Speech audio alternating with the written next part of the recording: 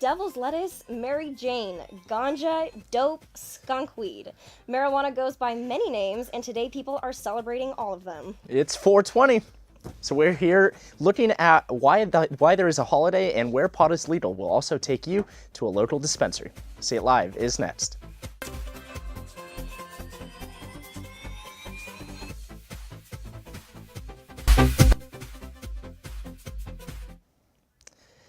Pot enthusiasts are celebrating April 20th by using marijuana in all of its forms. Good evening, I'm Mark Salinger. And I'm Madison Weil. Annenberg Media's Gabrielle Vidal is downtown at a dispensary. Are there any good deals, Gabrielle? Well, Maddie, I certainly cannot speak for myself on a personal level, but if you take a look behind me, I'm inside the Wonderland Caregivers dispensary here in downtown Los Angeles, where you can see that people are getting excited, getting in line, and reaping some of the benefits of this year's 420.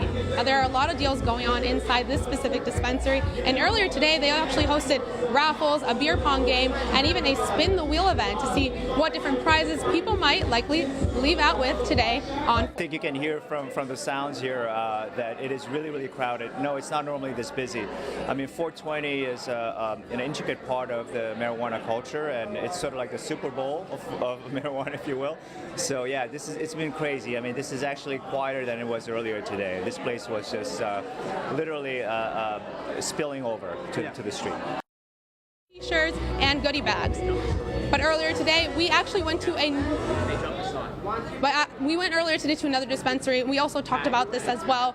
But in the spirit of 420, there's a lot of different events going on later today, and we're actually going to talk a little bit more about 420 throughout the broadcast. So from live here from downtown Los Angeles, I'm Gabrielle Vidal for Annenberg Media. Thanks for the dispensary update, Gabby. Now, 420 is a staple among weed enthusiasts, but the origins of that holiday remain a mystery to many. I talked to many students about how they think 420 came to be. Do you know where 420 originated from? No, I don't know where 420 comes from. I've never actually thought about it. I don't know. I was wondering that this morning. And now you got me thinking of the origins. Snoop Dogg, definitely. The biggest misconception people have about me is that I smoke weed all day, every day. I still think Snoop Dogg is Yeah, I'm surprised Snoop Dogg wasn't a part of the founding. That's crazy. Actually, I have no clue, but I know that 420 is Hitler's birthday. 420 is Hitler's birthday, but that's not why people celebrate the holiday. Maybe weed was invented on 420.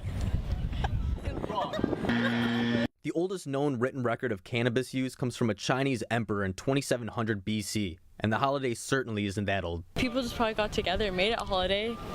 Probably because there was a music festival and smoked weed all the time. The Bay Area.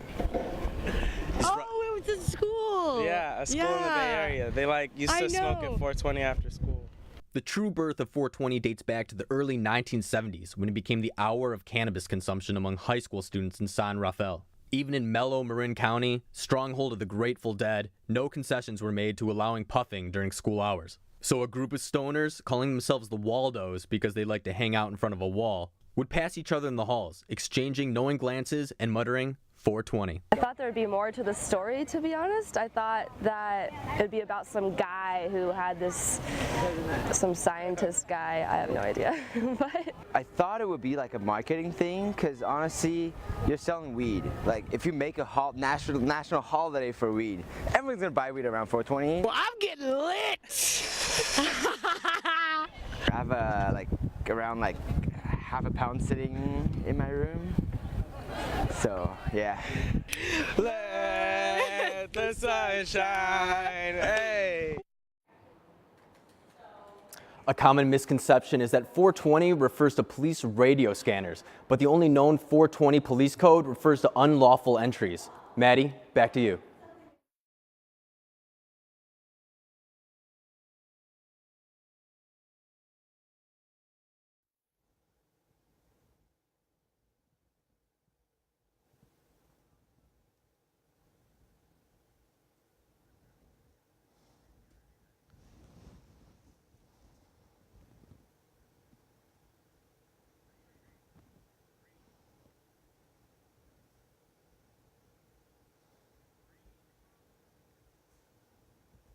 You probably know that marijuana is legal now in California, but there's been a lot of confusion about what that actually means. Can you just walk by a store and buy marijuana, or are there laws governing how much you can have? Let's unpack Proposition 64 just a little. By a margin of about 56 to 44%, voters passed Prop 64 last November. Although the idea behind the ballot measure might seem straightforward, the details of the prop actually cover more than 60 pages. Here's what you need to know. For adults 21 and over in California, it's now legal to use, possess, and share weed, as well as grow it at home. You can carry up to 1 ounce of the plant or 8 grams of the concentrate, like the stuff that would go in a vape pen, for example, and go walk around in the world without fear of arrest. But it is still illegal to buy or sell weed without a medical card.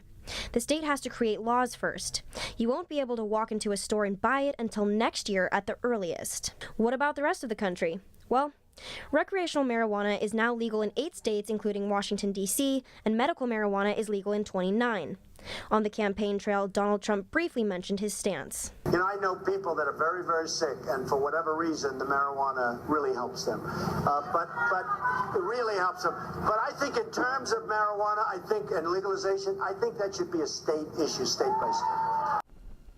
Although President Trump thinks the decision should be made on a state-by-state basis, Attorney General Jeff Sessions is very anti-marijuana and its legalization. He said in a speech last night that using any kind of recreational drug will destroy your life.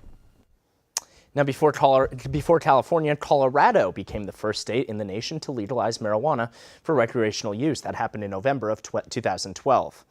The state of Colorado profits from marijuana use by imposing a tax on recreational sales. Colorado charges 15% tax on recreational marijuana purchases in addition to a 2.9% sales tax. The pot industry generated $200 million for the state in 2016 alone. Now, critics of marijuana cite health risks and the increase of DUIs as a reason to put the end to legalization. From 2006 to 2014, marijuana-related traffic deaths increased from 37 in 2006 to 94 in 2014. DUIs as a result of weed increased from 12% in 2014 to 15% in 2015. Washington State joined Colorado in 2012, becoming the second state to legalize recreational marijuana. Anyone 21 and over simply needs any state-issued ID to buy cannabis. Buying marijuana at a dispensary is easier than buying things at a 7-Eleven. There's dispensaries, so you can just buy marijuana at like a store, and like at least in my college campus, there's like 2 dispensaries that are like within like a mile from campus, so like it's very easy to have access to it. Every single party I ever go to, every single concert I go to, somebody has it. It's so popular. Since the drug became legal in 2014, the state has generated millions in revenue every month from its tax on marijuana sales. In March of 2015, the state brought in a little under $7.5 million, according to 502data.com. Just 2 years later, the state took in more than $28 million in the month of March. To date, Washington State has raised more than $401 million in tax revenue since marijuana became legal there. The Drug Policy Alliance says violent crime in Washington went down by 10% from 2012 to 2014. The first 2 years the policy was in effect, we could not find any information on the long-term effects of crime in any of the published studies. So now that medical marijuana is legal in more than half the country, while the recreational use of marijuana is allowed in 8 states and the District of Columbia. However, the health effects of the drug are still being tested. Scientists are debating the potential use of cannabis in medicine. The drug can increase appetite and reduce nausea. It also decreases pain and can reduce inflammation. CBD, the cannabinoid in marijuana plants that doesn't make people high when consumed, is being tested to help control epileptic seizures and treat mental illness and addiction, according to National Institute of Drug Abuse. But some studies show marijuana can also be detrimental. When people begin using marijuana as teenagers, the drug may reduce thinking, memory, and learning functions and affect how the brain builds connections between certain areas. It can also lead to breathing problems, increased heart rate, and problems with child development if used during pregnancy. Now, the full effect of marijuana on people's brains is still being tested. More than 650,000 posts about 420 have been uploaded to social media. One USC public relations student who's been studying social media trends says brands are even posting about the day. It's not just the usual players, which is usually stoner culture and the hip-hop market, but we're actually seeing brands and different companies within the weed industry as that grows playing into the conversation. And we have 89% joy that's showing as an emotion, which doesn't happen often. That's usually much lower, and the negativity was at about 3%, which is usually around 9%. The brands that are participating have been the fast food brands. There's been the more subtle ones like Burger King and Chipotle that haven't gone full out in what they're doing. But the best one we've seen is Totino's Pizza Rolls. They came out with a campaign, it's #BetterWhenBaked. They did 2 full-scale video productions that were done to be as if it were a Christmas holiday. Some of the best tweets today came from police departments. The Wyoming, Minnesota police posted this picture with the caption, "Undercover #420 operations are in place." Discreet traps have been set up throughout the city today. The Denver Police Department posted a gif of officers dancing with the caption, "We spy with our little eyes, people celebrating 420 into Mile High. That's okay. We don't really mind. Just #consume responsibly or we'll bust you guys." Matt, you wrote that tweet, didn't you? I did. I didn't know you worked for the police department. Well, let's go back to Wonderland Dispensary in downtown Los Angeles. Gabriela Vidal is there where they're still celebrating 420. Hi guys, we're back here at the Wonderland Dispensary in downtown Los Angeles, where I'm joined by Reggie E. He works here at the Wonderland Dispensary, but he says he's a self-proclaimed spiritual leader. So, I mean, whatever that means, but I can see that he has a lot of spirit because he does work here, and it seems pretty exciting. So, Reggie, tell me, how long have you been in the industry, in the dispensary industry? I've been in the dispensary industry for about 8 years now. Yeah, and so tell me about the experience working here. What is it like, especially on 420? It's extremely festive today. We've had a lot of camaraderie and togetherness, for lack of a better term. Actually, at 420, we had a big giant, what one we refer to as a smoke session. There was about 60 people in this room, and there were joints everywhere, and there were poppers. You can see our streamers on the floor a little bit because we're bad at cleaning up right now. Right. And it was a good time. 420 at 420.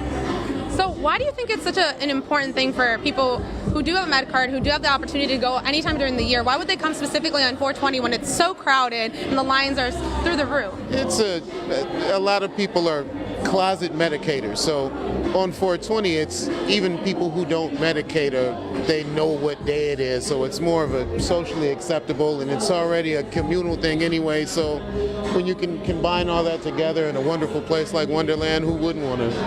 Right. And tell me a little bit about some of the products that are here today. What do you think are some of the most popular products that people are going away with? Today, since it's hot, we've had a lot of our drinks going out. We have lemonades. I have strawberry lemonades. I have canned sodas. I have medicated water. So it's been kind of hot, and we've had a lot of waters going. And of course, we have wonderful specials on flowers. So flowers have been flying off the shelves. We have some prepackaged specials of 10 grams and 5 grams, and they're wonderful 420 commemorative jars in there. And you were telling me earlier that a lot of people come here. You noticed that you sort of made friends with people throughout the year that you've been here. Why do you think people keep coming back, or especially to this dispensary? What do you guys kind of sort of offer that other places don't? It's more like people tend to follow people who they like, so it's kind of like, I compare it to like a barber shop. You go to whoever you like getting your hair done by, and if they move to the valley and you live on the west side, then that's just where you're willing to go because you're comfortable and they know you, and it's all around better. It's better to go to some place where you know the people. Yeah, definitely. And I know that there were a lot of events going on earlier today. There was actually a spin the wheel prize event. Yeah. And so what came up with that concept? Like, why were you guys trying to do that? Just a patient appreciation day. So we have the beer pong game for all patients, and then patients over a specific donation amount, they get to take a spin on our wonderful wheel, and everybody gets a prize. Even, we like to say no one's a loser. We have even consolation prizes. Well, it doesn't seem like anyone's a loser here today. Everyone seems to be enjoying it. So thank you so much, Reggie, and I wish you the best of luck with today. Hope it's not too hectic for you through that tonight. So far. Happy 420. Thank you. And so 420 is clearly a big event here, and it's clearly going to continue to be a big event as the night goes on. People keep trailing in, so it doesn't look like it's going to stop, and the intensity will, in fact, continue to be high. Live here from Los Angeles, I'm Gabriella Vidal. Back to you guys in the studio. Thanks, Gabriella. It definitely looks like the intensity is high. Thanks for watching. See you at Wonderland. Thanks for watching See It Live. From everyone at Annenberg Media, I'm Mark Salinger. And I'm Madison Weil. You can catch us on the web at uscannenbergmedia.com. Thanks for stopping by.